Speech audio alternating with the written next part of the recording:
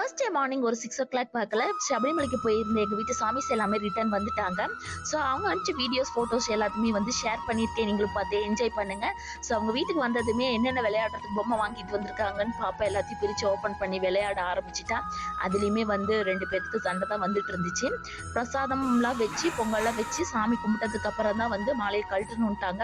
So நாங்களும் எல்லாமே ready பண்ணி மாலையை கழட்டி சூப்பராக விரதத்தையும் முடிச்சாச்சுங்க. அதுக்கப்புறம் என்னடா சடனாக மழை வர மாதிரி இருக்கான்னு எட்டி பார்த்தேன். ஏன்னா பையன் வந்து பொறுப்பாக வந்து ஸ்கூலுக்கு கிளம்பிட்டு இருந்தான். இன்னைக்கு வந்த டயர்டில் எப்படி ஸ்கூல் கட்டடிச்சிருவான்னு நினச்சேன். பரவாயில்ல, சூப்பராகவே கிளம்பி ஸ்கூலுக்கு போயிட்டான். நாங்களும் பிரசாதம் எல்லாத்துக்கும் கொடுத்து முடிச்சாச்சு.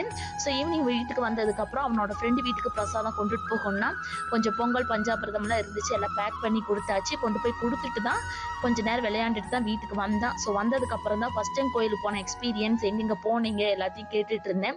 அவனும் அப்படியே ஹோம்ஒர்க் பண்ணிட்டே வந்து என்கிட்ட சொல்ல ஆரம்பிச்சிட்டானுங்க.